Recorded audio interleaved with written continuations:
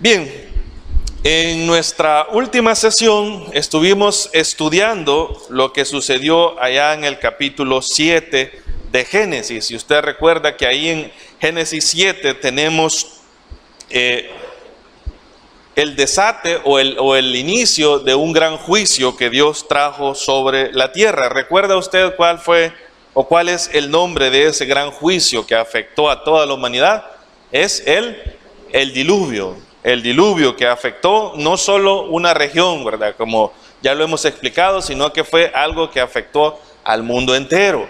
Al mundo entero. Y eso nunca, jamás ha vuelto a pasar. Y la Biblia promete que el Señor promete que eso no va a ocurrir. Mucha gente dice, mire, y los huracanes, y mire cómo se inundan en tantos lugares, y por qué pasan esas inundaciones a veces en un estado completo, en un país completo, si Dios ha prometido que no lo va a hacer. No, seamos específicos.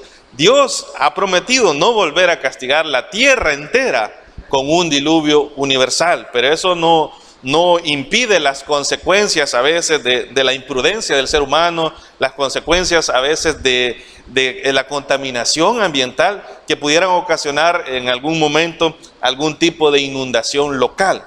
Pero la promesa del Señor es que no va a volver a haber una inundación global, o sea, no va a volver a haber un diluvio que afecte a la tierra entera. Y eso fue lo que vimos en la sesión anterior. Vimos cómo se desató ese terrible juicio sobre la tierra. Un juicio merecido por los seres humanos, sí, ¿verdad? Porque vimos que de acuerdo a los estándares de Dios, ningún ser humano merece la salvación. Ningún ser humano puede, por sus méritos, por su comportamiento, por su moralidad, por su generosidad, por su participación en actividades sociales, por nada de eso el ser humano puede ganarse el favor de Dios. Pero aún en medio del más severo juicio, en medio de ese juicio tan terrible como lo fue el diluvio, Dios tuvo misericordia de un personaje. ¿Recuerda cuál es el nombre de ese personaje? Es Noé, porque la Biblia dice que Noé halló gracia. ¿Delante de quién? De los ojos de nuestro Dios. El Señor salvó por fe y por gracia a Noé y a su familia. ¿Recuerda usted cuántas personas se salvaron junto con Noé? En total, 8 personas. ¿Quiénes fueron? Noé, su esposa, sus hijos y sus nueras, ¿verdad? Un total de 8 personas. Y eso lo va a ratificar el apóstol Pedro allá en sus cartas. Él va a hablar de los que fueron salvos en el diluvio.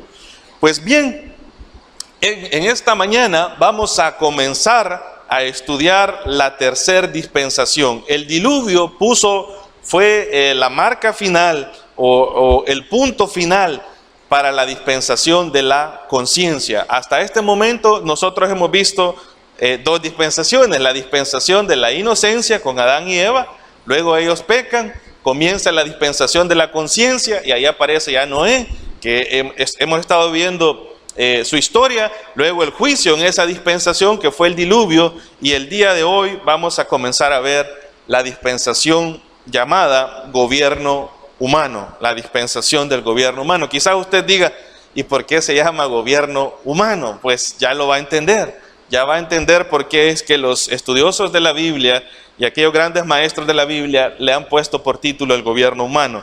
¿Desde dónde hasta dónde en nuestras Biblias está incluida la dispensación del gobierno humano? Pues va a comenzar desde Génesis capítulo 8, versículo 20, véalo ahí en su Biblia. Una vez que el diluvio ha terminado y Noé viene y va a edificar un altar al Señor, hasta el capítulo 11, si quiere véalo ahí, versículo 9. En el capítulo 11 vamos a ver el juicio para esta dispensación, y es otra historia famosa, es la historia de la Torre de Babel. Usted la ha recordado porque son de las historias que más se cuentan a nivel del cristianismo. Pues desde Génesis capítulo 8, versículo 20, hasta Génesis capítulo 11, versículo 9, es donde está incluida la dispensación del gobierno humano. Quiero aclararle algo. El hecho de que nosotros podamos distinguir dispensaciones o distintas administraciones de Dios para con la humanidad y que hayan nuevas revelaciones en cada dispensación, nuevas responsabilidades, que haya una prueba de parte de Dios, haya un fracaso del ser humano y haya un juicio. En cada dispensación, a medida que Dios va revelando su voluntad, hay ciertos factores que se mantienen vigentes de ahí en adelante. Por ejemplo, la dispensación de la conciencia, es decir, la capacidad que tenemos usted y yo para poder distinguir entre lo bueno y lo malo, ¿sigue vigente o no sigue vigente? Sigue vigente. Es algo que va en todas las dispensaciones, ¿no es cierto? Ahora, la dispensación que vamos a ver hoy, que es la dispensación del gobierno humano, donde Dios va a establecer o va a ceder cierta potestad al mismo ser humano para legislar sobre otros, ¿sigue vigente o no sigue vigente? Sigue vigente, ¿verdad? Hay ciertos principios, hay ciertas revelaciones o ciertas responsabilidades que Dios da en las dispensaciones que se mantienen vigentes en todas las demás. Pero hay ciertas cosas que no, y eso lo vamos a ir viendo más adelante. Muy bien, antes de entrar de lleno a ver la dispensación del gobierno humano, quiero resumirle todo lo que pasó en el capítulo 7. Porque usted va a ver que en el capítulo 7 es donde ya Noé entra al arca. Y Dios cierra la puerta y comienza a llover sobre la tierra, se abren las cataratas de los cielos, dice la versión que nosotros tenemos, y comienza ese juicio sobre la tierra. Pero quiero que hagamos una breve cronología de lo que sucede en el capítulo 7 hasta llegar al capítulo 8. Y anticipándome un poco, quiero hacerles una pregunta para ver qué tan bien andan ustedes en las matemáticas. Quiero saber quién de ustedes sabe cuánto tiempo pasó Noé dentro del arca. A veces nosotros vemos los eventos y decimos como que hoy entró y mañana salió, ¿verdad? O hoy entró y pasaron 8 horas y ya se acabó el diluvio y la tierra estaba seca. No. ¿Quién de ustedes, maestros o maestras de escuela dominical, aquellos que han estudiado la palabra de Dios, sabe más o menos cuánto tiempo pasó Noé dentro del arca?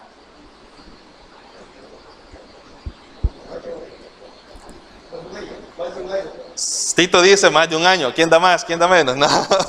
Pues muy bien, Tito tiene la razón. Fíjese que ya vamos a ver esta cronología para que nosotros entendamos la magnitud de ese juicio y entendamos por qué Noé va a hacer ciertas cosas en el capítulo 8. Y aquí lo tenemos. La cronología del diluvio es la siguiente. Miren, primero, ¿sabía usted que Noé entró en el arca 7 días antes de qué? De que comenzara el diluvio. Y eso lo vimos la vez anterior. Usted lo puede ver en el capítulo 7, versículo 10. Si quiere, solo vamos a hacer una referencia rápida. Y sucedió que al 7º día las aguas del diluvio vinieron sobre la tierra. Pero vea el versículo 7, dice, versículo 6. Era Noé de 600 años cuando el diluvio de las aguas vino sobre la tierra. Quiero ver, déjenme ver, versículo 4, perdón. Porque pasados aún 7 días, o Noé ya había entrado, ¿verdad? Yo haré llover sobre la tierra 40 días y 40 noches y raeré de sobre la faz de la tierra a todo ser viviente que hice. E hizo Noé conforme a todo lo que le mandó Jehová. Era Noé de 600 años cuando el diluvio de las aguas vino sobre la tierra. Y luego Noé entra al arca. Noé entró en el arca y estuvo esperando ¿cuánto tiempo adentro?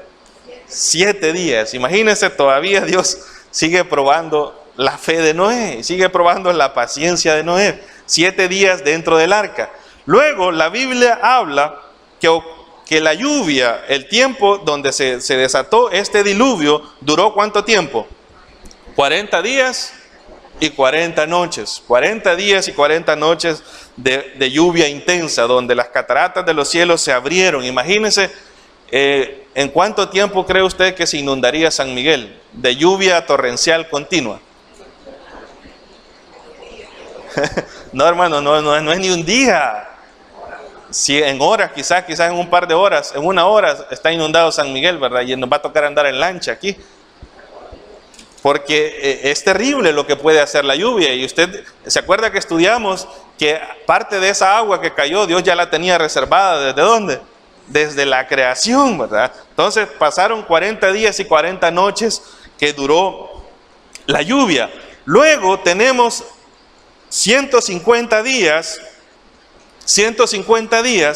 desde el tiempo que empezó a llover, oiga bien, hasta que las aguas comenzaron a decrecer y hasta que reposó el arca sobre el monte Ararat. Si quiere, vea capítulo 8, versículo 4. Dice, y reposó el arca en el mes séptimo a los 17 días del mes sobre el monte de Ararat. O sea que para que el agua comenzara a decrecer desde que empezó a llover, ocurrieron ¿cuántos días? 150 días. Luego tenemos 224 días desde el comienzo del diluvio, oiga bien, hasta que se lograron ver las puntas o las cimas de las primeras montañas. Eso es lo que dice el versículo 5. Vea ahí, siempre capítulo 8. Y las aguas fueron decreciendo, ¿hasta cuánto? Hasta el mes décimo. En el décimo, al principio del mes, se descubrieron las cimas de los montes. Hasta ese punto, cuando ya Noé, o ya se comenzaba a ver las puntas de las montañas más altas, habían transcurrido ¿cuánto? 224 días. ¿Ya se ha puesto a pensar ustedes? 224 días. Luego, en el capítulo 8 vamos a ver que se sigue dando más datos. Luego pasaron 40 días desde que se lograron ver las cimas de las montañas hasta que Noé envía un cuervo. Eso está en los versículos del 6 al 7. Recuerda que la primera ave que Noé mandó no fue un ave limpia, ¿verdad? Fue un cuervo, un ave que come carroña. Y el cuervo, ¿qué pasó con él? Vea versículo 6 y versículo 7. Sucedió que al cabo de 40 días abrió Noé la ventana del arca que había hecho y envió un cuervo, el cual salió y estuvo yendo y volviendo hasta que las aguas se secaron sobre la tierra. No encontró dónde poner la planta del pie ese cuervo.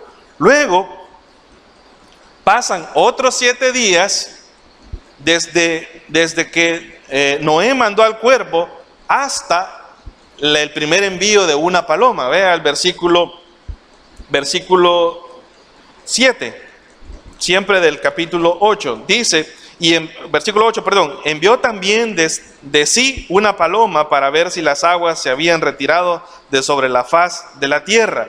Y no halló la paloma donde sentar la planta de su pie y volvió al arca, porque las aguas estaban aún sobre la faz de toda la tierra. Entonces él extendió su mano y tomándola la hizo entrar consigo al arca. Y dice el versículo 10, pero aún otros 7 días y volvió a enviar la paloma fuera del arca. Y ahí usted va a ir leyendo hasta el punto que la paloma vuelve con una rama de olivo, indicando que ¿qué?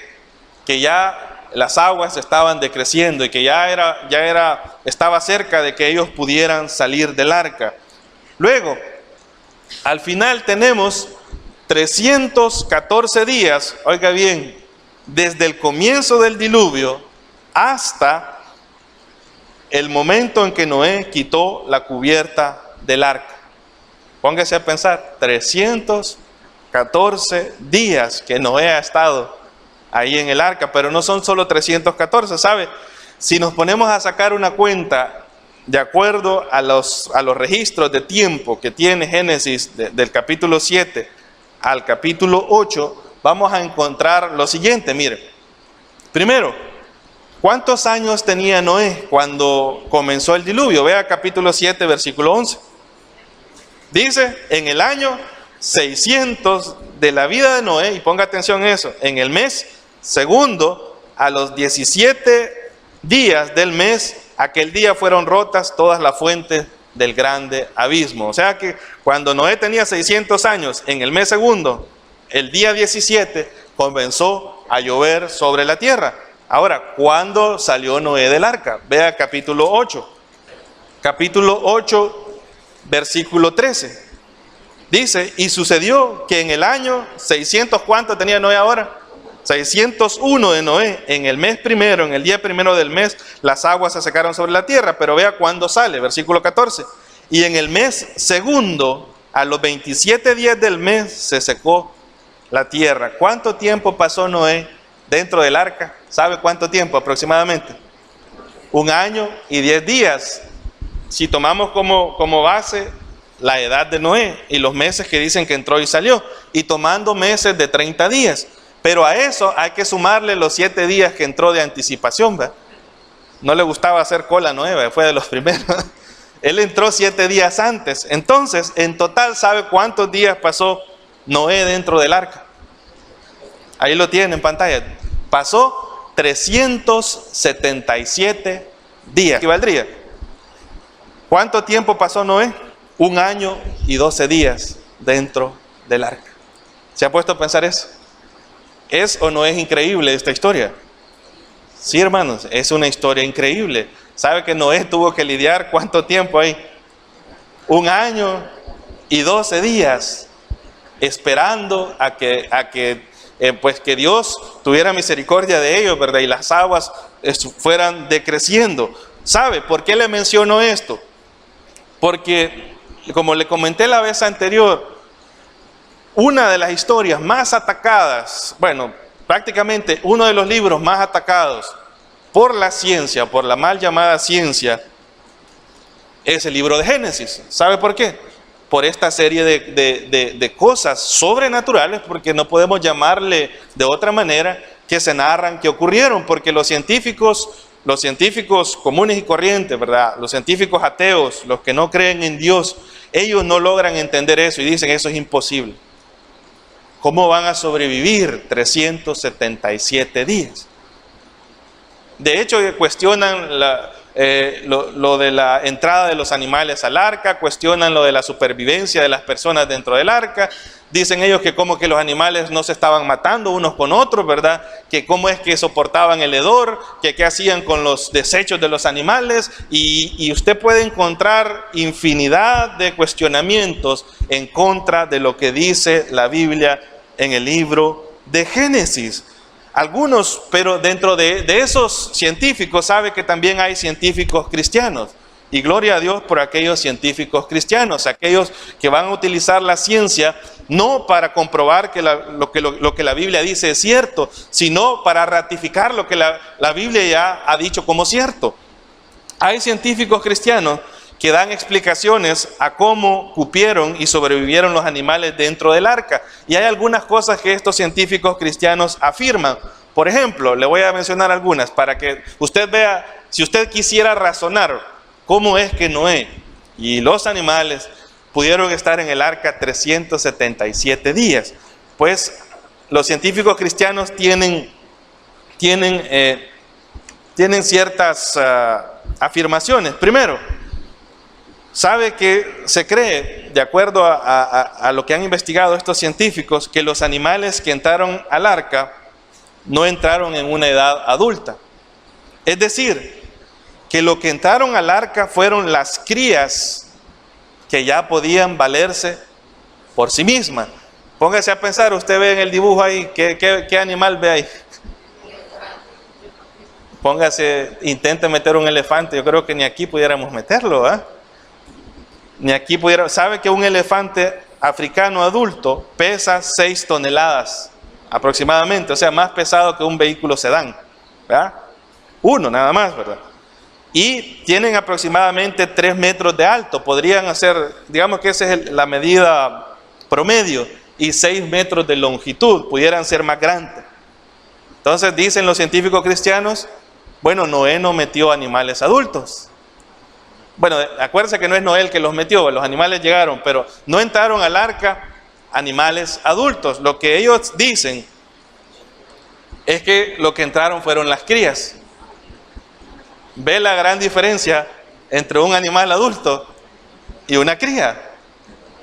Lo que entraron, dicen, fueron las crías. ¿Sabe que un bebé elefante que ya puede valerse por sí mismo, ¿verdad? Así como el que tenemos en pantalla, podría andar pesando en condiciones normales unos 115 kilogramos, es decir, unas 250 y fracción de libras. Es un peso que se razona que pudiera entrar una pareja de animales de este tipo. ¿Qué más? ¿Qué otras afirmaciones dan los científicos cristianos? Dicen que en el arca solo entraron las especies principales de los animales. Usted recuerda que eso lo explicamos la vez anterior. De esas especies principales surgieron las demás especies. Y se acuerda el ejemplo que dimos de los caninos, ¿verdad? En el caso de los perros, ¿cuántas clases y tipos de perros, verdad? Aguacatero no sé qué, aguacatero aquí, va mezclado con no sé qué, y hay una gran rama que podemos sacar solo de los perros. Si hubieran entrado todos esos perros, no hubiera espacio para ellos en el arca, pero dicen los científicos cristianos que sí es probable que lo que entraron fueron las especies principales. Y a partir de esas especies, luego que salieron del arca, comenzaron a reproducirse y surgieron las demás especies, ¿verdad? Es también razonable. ¿Qué más?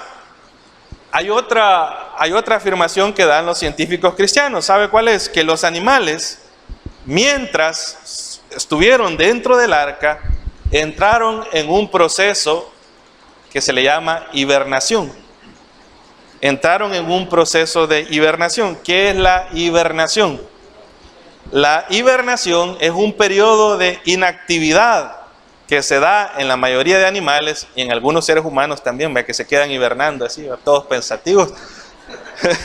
No, pero se da en los animales la hibernación, donde su cuerpo, su metabolismo comienza a disminuir a tal punto que los animales no se mueven. Algunos se duermen y pueden lograr pasar dormidos más que cualquier ser humano, fíjense. ¿Cuál es el récord suyo de dormir? Ay, hermano, yo duermo 3 días seguidos. Bueno, no creo que nadie pueda dormir 3 días seguidos, pero pueden dormir meses y consumir pequeñas cantidades de alimento.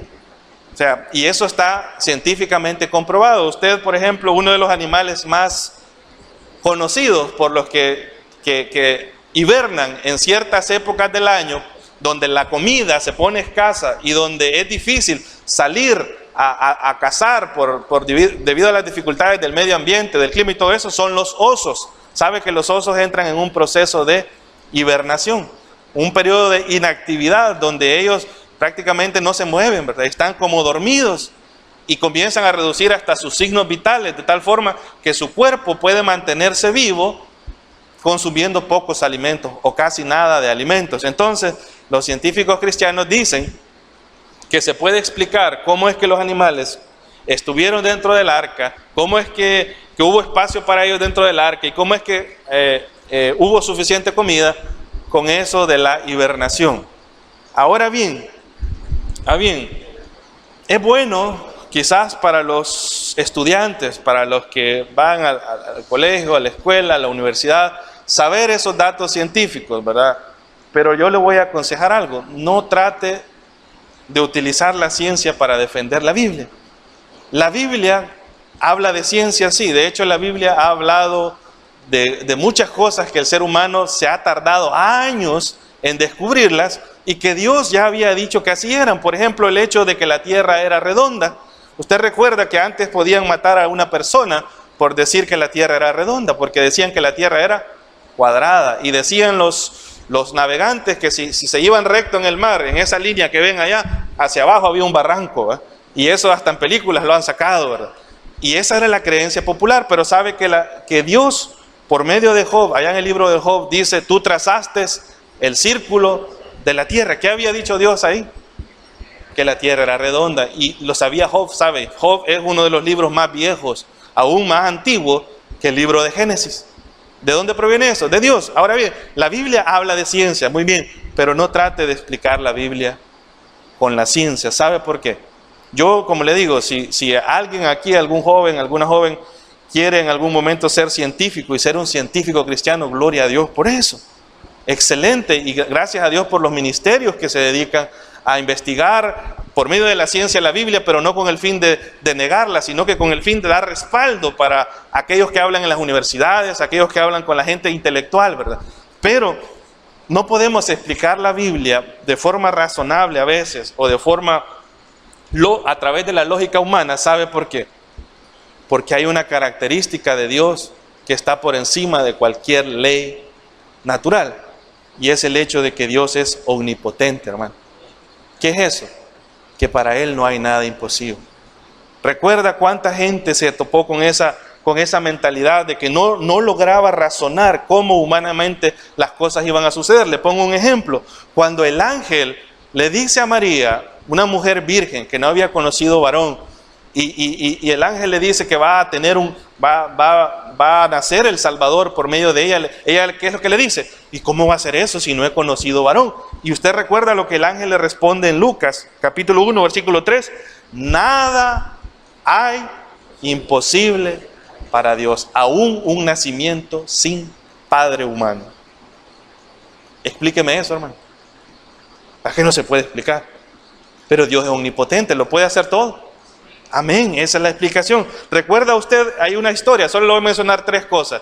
Cuando Jonatán y su paje de armas iban a ir a atacar un campamento y iban a ir ellos 2 solos contra una gran multitud de gente, le dijo Jonatán a su paje de armas: Dios puede salvarnos, le dijo, ya sea con muchos o con pocos. Y sabe que esos 2 muchachos acabaron con todo el campamento.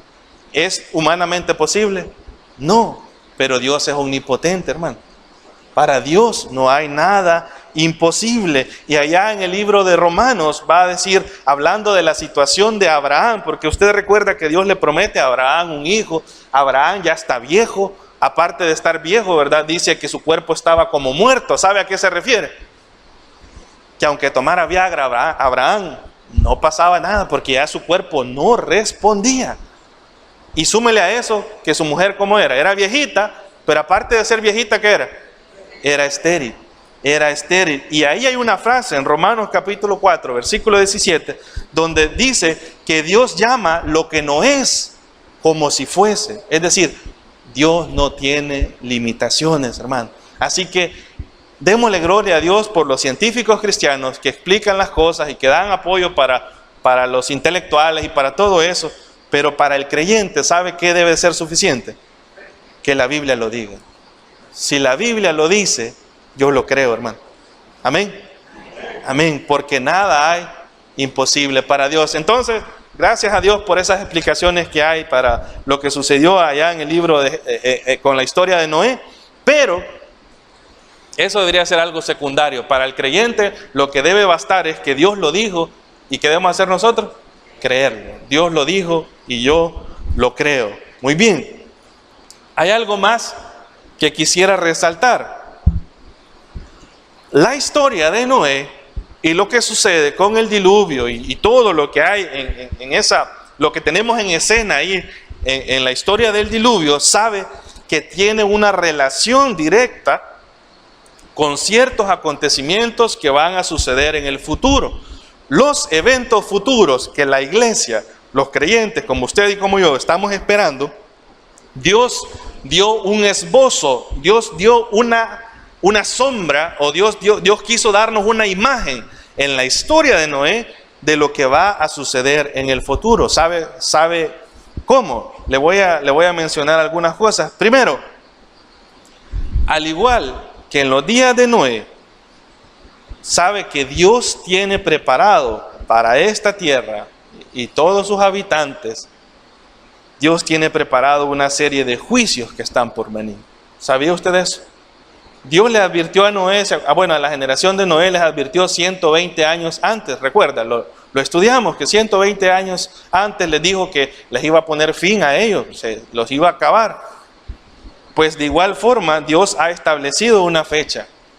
No la conocemos y es mentiroso aquel o aquella que quiera levantarse y decir, el 21 de diciembre, tal fecha, va a ocurrir eso. No, solo Dios lo sabe el Padre y lo sabe el Hijo, ¿verdad?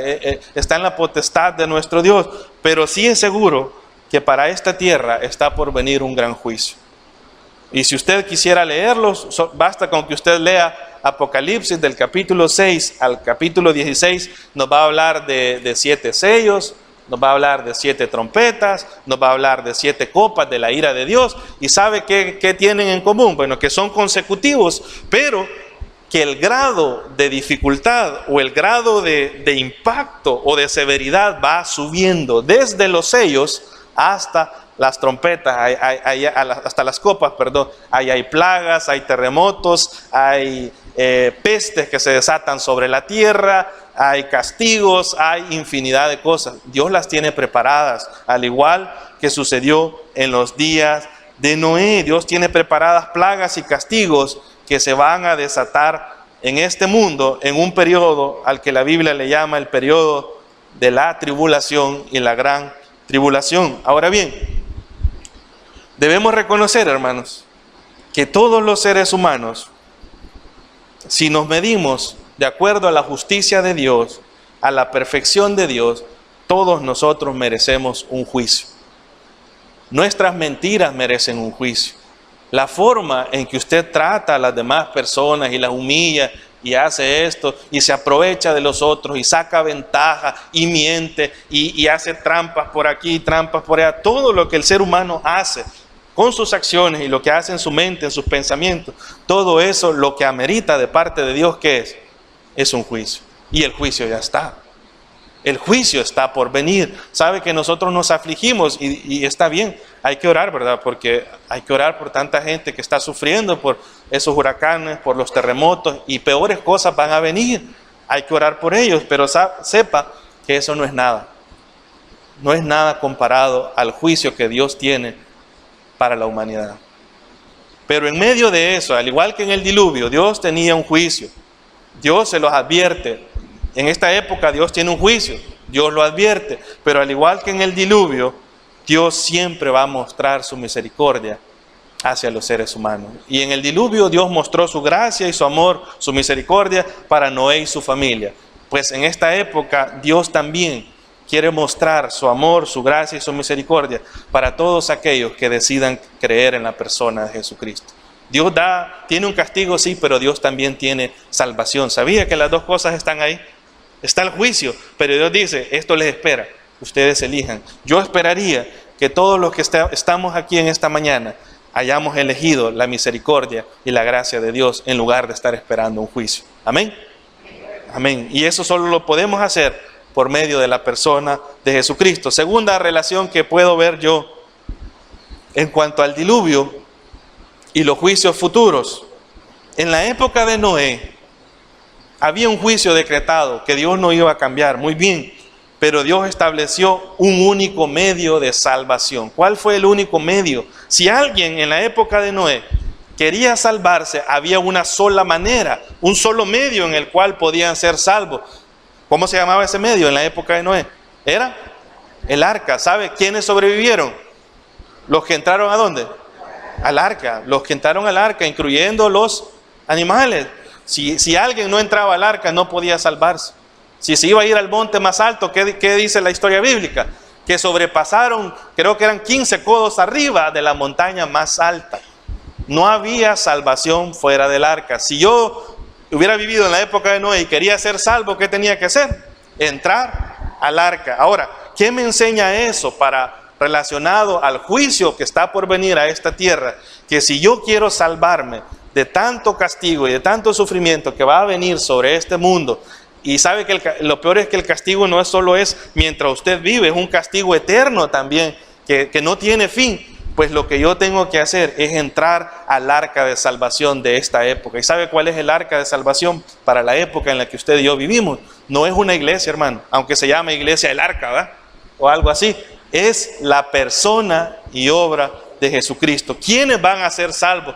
¿Quiénes son salvos en esta época? Los que hemos entrado al arca de salvación que es Jesucristo. ¿Y cómo se entra al arca de salvación? Dando el diezmo, hermano, haciendo esto y lo otro. No, hermano, todas esas cosas ni siquiera las menciones. Sabe que se entra por la fe en la persona y obra de Jesucristo. Amén. Amén. Entonces allá se salvaban por un arca. Ese era el único medio de salvación. Ahora Dios nos salva por una sola persona. ¿Y esa persona quién es? Es Jesucristo. Bien, algo más que vemos en la historia en esta época del diluvio. ¿Sabe qué más? En la historia, como dice, la época fea aquí sobre la tierra. ¿Y dónde vemos eso en la historia del diluvio? Miren, vea Génesis capítulo 5. Génesis capítulo 5. El diluvio no ha ocurrido obviamente en el capítulo 5, pero antes de que las cosas se pongan feas sobre la tierra y que venga ese castigo de ese diluvio que va a matar todo cuanto vive sobre la tierra, Dios hace algo. Dice capítulo 5, versículo 24. ¿Cómo dice? Caminó pues Enoc con Dios, ¿y qué hizo? Bueno, creo que no lo han encontrado. Génesis 5:24, está unas cuantas páginas atrás. Dice, caminó pues Enoc con Dios, ¿y qué pasó? Y desapareció. ¿Por qué? Porque le llevó Dios. Ahora bien, ¿qué me enseña eso en cuanto a los acontecimientos futuros? ¿Sabe? Que Dios va a guardar a su iglesia de la hora de la prueba. Antes, ¿cuánto tiempo antes se fue Enoc del diluvio? No lo sabemos, exactamente no hay una cronología, pero quizás póngale que fueron unos 300 años, unos 400 años. Que para ellos en esa época eso era poco tiempo, quizás, ¿verdad? Porque vemos las edades a las que las personas llegaban. Pues antes de que las cosas se pusieran feas, antes de que viniera ese juicio, ¿qué hace Dios con su hijo Enoc ahí? ¿Qué hace Dios? Se lo lleva. Si quiere una palabra que usamos nosotros para describir esto es, Dios lo arrebata. Dios lo toma vivo sobre la tierra, y antes de que todo eso feo venga, dice, sos mi hijo, me crees, ahora yo te voy a rescatar y te voy a llevar conmigo antes de que vengan las cosas feas. Sabe que esa es la misma promesa que hay para la iglesia, para los creyentes en Cristo Jesús, y es lo que nosotros creemos, hermanos, que antes de que en este mundo se desate esa tribulación y se pongan todas las cosas feas, dice el apóstol Pablo, y los que estemos vivos, ¿qué seremos? Dice, seremos arrebatados juntamente con ellos para recibir al Señor en el aire. Dios ha prometido, al igual que salvó a Enoc en el pasado. ¿Sabe que Enoc es el primer arrebatado que hay? El primero que se fue en el rapto es Enoc. Pues lo mismo va a suceder con la iglesia, y esa es nuestra esperanza. ¿Qué más? ¿Qué más podemos ver en la historia de Noé, o en esta historia del diluvio? ¿A quién representa Noé en los eventos futuros? Si Enoc representa a la iglesia, porque Enoc no ve todo lo feo que va a suceder, Dios lo salva antes del juicio. ¿A quién representa Noé? No, la iglesia se fue antes, hermano. En los eventos futuros, sabe que Noé y su familia representan al remanente judío que Dios va a salvar aún en medio de ¿qué? De la tribulación. El remanente judío, ¿verdad? Creyentes judíos que van a convertirse en la tribulación, y en medio de eso tan feo Dios los va a salvar. Pues la historia de Noé y el diluvio es un cuadro de lo que va a acontecer para con la iglesia. ¿Ya sabían ustedes? Dios nos da una antesala, miren, nos dice, así como ven la historia de Noé, más o menos así les va a suceder a ustedes. Mis hijos, los que han creído en mí, los voy a sacar antes de que las cosas sucedan. Pero va a haber un remanente judío que el Señor va a salvar. Y eso lo vamos a ver en detalle cuando entremos ya a ver la dispensación de la gracia y veamos el juicio en la dispensación de la gracia. Lo vamos a ver ahí. Muy bien, no quería entrar a la parte del gobierno humano sin haber hecho esa referencia. Y solo quiero que vaya al capítulo 8. Capítulo 8. Ya vimos ahí lo que sucede, ¿verdad? Ya vimos todo lo que pasó en esa cronología, lo que representa esos personajes de la historia del diluvio. Ahora, el diluvio ha terminado. Miren, vamos a leer versículos del 15 al versículo 20, porque ahí nada más quiero resaltar algo y con eso vamos a finalizar. Dice el 15, entonces habló Dios a Noé diciendo, ya ha pasado el tiempo. ¿Qué le dice el Señor?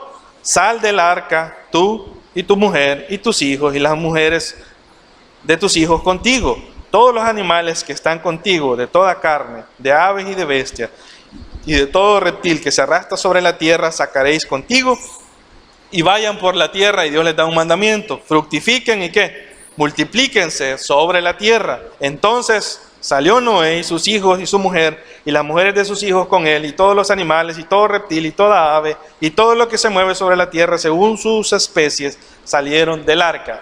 Ahora bien, vean lo que inmediatamente va a suceder en el versículo 20.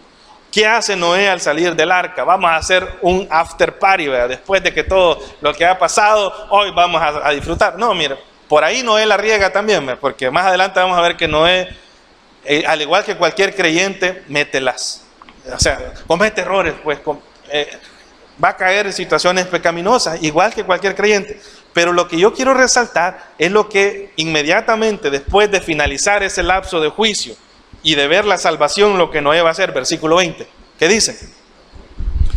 Y edificó Noé un altar a Jehová y tomó de todo animal limpio, de toda ave limpia, y ofreció ¿qué? Holocausto en el altar. ¿Qué fue lo primero que Noé hizo al salir del arca? Lo que el hermano dice. ¿Qué hizo? Adorar a Dios. Darle gracias. Muy bien. Mire, ¿quién le dijo a Noé que hiciera eso? Usted ve que Dios le mande antes. Le diga, ¿a qué lo mandó Dios en los versículos anteriores? Salí, le dijo, salí vos, tus hijos, tu familia, todos los animales, multiplíquense, ¿verdad? Ese fue el mandato. Y no le dijo, y adorame, ¿verdad que Dios no le dice eso? Porque Dios no desea que la adoración nuestra sea una adoración obligada. Dios desea que cuando nosotros le adoramos, que cuando nosotros le servimos, si vamos a hacer algo para Él, lo hagamos, ¿sabe de qué manera? De forma voluntaria, y lo hagamos motivados por el agradecimiento. ¿Sabe qué fue lo que hizo Noé? ¿Cuánto tiempo dijimos que pasó Noé dentro del arca? 377 días. ¿Sabe que Noé tuvo 377 días para darse cuenta de la gran obra de salvación que Dios había hecho en su vida?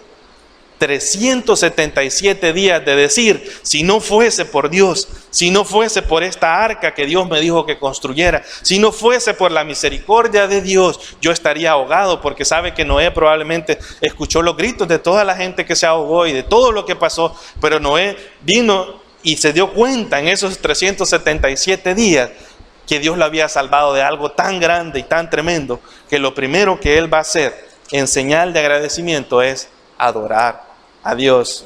¿A qué quiero llevarle? Y ahí nos vamos a quedar. ¿Por qué adora usted a Dios, hermano?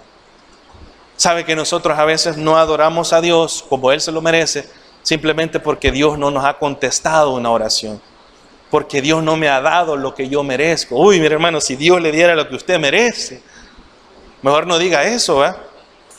A veces no adoramos a Dios porque no tenemos, porque miramos y decimos el otro tiene, yo no tengo, y nos enfocamos en nuestros problemas, que no tenemos trabajo, que cómo me toca vivir, que no sé qué, y se nos olvida que más allá de lo que podamos sufrir en esta vida terrenal, Dios le ha salvado a usted de una condenación eterna, y esa salvación de la condenación eterna debe motivarnos a voluntariamente decir, Dios, tú mereces que te adore. Y te voy a adorar con todo, porque sabe que Dios desea que lo adoremos ¿cómo? Con toda nuestra alma, con toda nuestra mente y con todas nuestras fuerzas. Le dejo este pensamiento. El motor, la gasolina que mueve el motor de la adoración de un creyente es la gratitud. Un creyente que no adora a Dios es un creyente desagradecido. ¿Por qué adoró Noé a Dios? ¿Por qué? Por gratitud. Si usted va a servir, si usted va a cantar, si usted va a ofrendar, si usted va a hacer cualquier cosa, hágalo porque por gratitud a Dios, y esa es la adoración que Dios va a recibir. Dios, te damos gracias por tu palabra. Gracias porque eres bueno, Señor. Ayúdanos a valorar y a entender que la salvación que nos has dado, Señor, es suficiente para vivir agradecidos contigo, Señor. No necesitamos que tú hagas nada más para poder vivir con alegría y poder vivir con ese corazón dispuesto a alabarte, a glorificarte, Señor. Ayúdanos a tener un corazón agradecido. Perdónanos, Señor, si las dificultades de la vida, si los quehaceres, si el estar ocupados en este mundo nos hace olvidar la salvación tan grande que tú nos das, y ayúdanos a responder con gratitud, a responder voluntariamente a adorarte, a hacerlo con alegría, a hacerlo como algo natural, que sea parte de nuestras vidas, Señor. A cada uno de mis hermanos y a mí también, Señor, ayúdanos a adorarte y a alabarte como tú te lo mereces, porque simplemente estamos agradecidos por todo lo que has hecho por nosotros. En el nombre de Jesús te lo agradecemos. Amén.